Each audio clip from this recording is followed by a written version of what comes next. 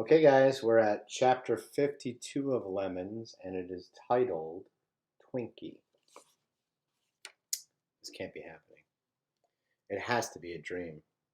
Tobin's going to wake me up any minute now, banging on my window to tell me I'm late for work again. That he's going to have to put the report in my employee file.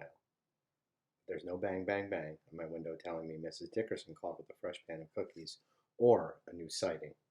I squeeze my eyes shut real tight and then open them again. It's real. It's not a dream. I stare at the creature standing in front of me. It's a Bigfoot, and my heart is not beating.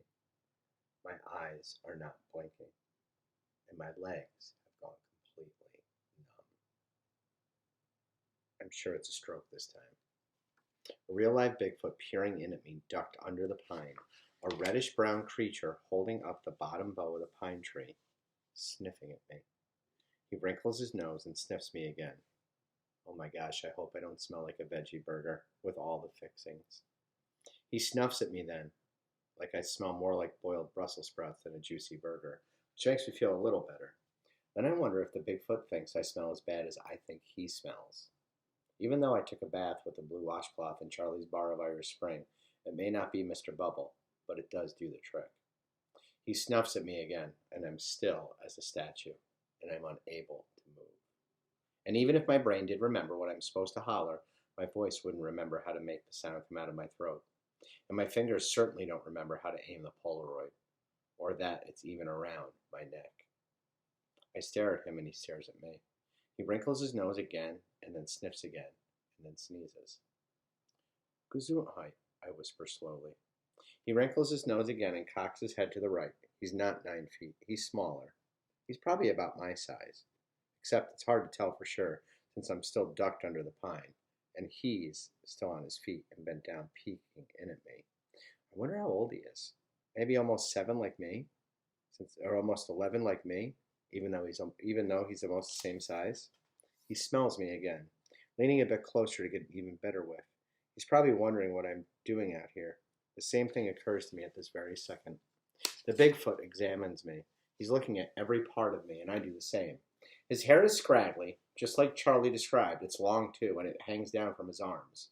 The hands are well past his knees, like an ape. He's bipedal and has black fingernails and brown eyes. And when he opens his mouth, I can see a bright red tongue inside. I don't know what makes me do it, but I slowly reach my hand out toward the creature, and he backs away, letting go of the branch. It's okay, I say. He snorts, and he snuffs out, then takes a step forward again. I bring my arm up a bit higher until it's stretched out as far toward him as it will reach, just past the very tips of the needles on the lowest branch of the pine.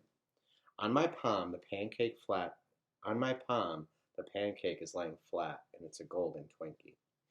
It's an offering of peace to him, of friendship, of love. Because the Bigfoot is part of my new family and my new life, and he's another reason why Mama led me to this very special place called Willow Creek, and it's my new home. I'm here to protect the animals, just like she would. I'm here to have a family and to make new memories. The Bigfoot breathes in and out, snorting and snuffing as he moves closer to my hand. It's good, I say, as I smile hesitantly. It's sweet, with just the perfect cake-to-filling ratio. I know you probably don't understand that, but believe me, it's real important. You can try it if you want to. Tobin says you won't eat them, but I know you're going to like it. A hairy reddish-brown arm slowly reaches toward me. I remember what Charlie said about that time he saw the Bigfoot in the headlights. He told me the creature looked more scared of him than he was of it. I don't think it's exactly the same for me, since my heart is beating a million beats a second, and the whole stroke thing is happening, but he certainly looks just as scared as me. It's okay, I tell the creature. I won't even hurt you. Mama sent me here to help you. Fingers reach toward me, real live Bigfoot fingers with wrinkles on the knuckles and opposable thumbs with dermal ridges on them.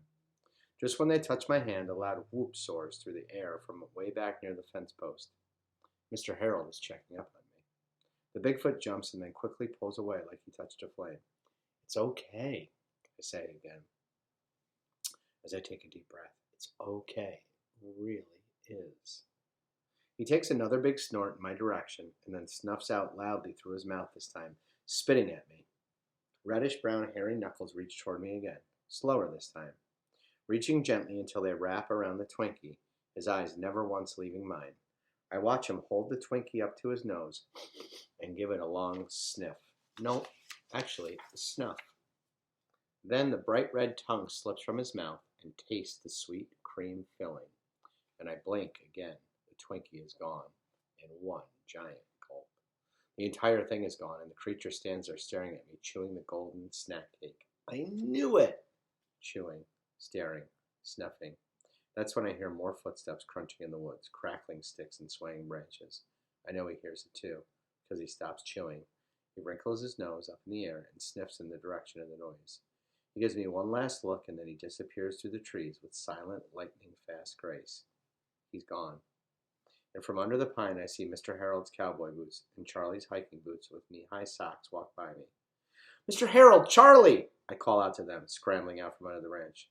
And they stop, and Mr. Harold bends down to give me his hand. "Oh, Lemonade," he breathes a sigh. "I didn't hear a whoop back. I got word and I called Charlie. You okay?" "Well, you seem to be in one piece," Charlie says, leaning down to brush the dirt from my knees. "He took it," I tell them. "Who?" Mr. Harold asks. He took it," I say again, as I point toward where the creature ran off to in the woods. "Right from my hand." I hold my hand out to show them. "What are you talking about?" Charlie asks. "My Twinkie." They stare at me, and then at the empty hand. "Who did?" Mr. Harold asks again. I take a giant swallow, and I lean in. "The little foot," I whisper.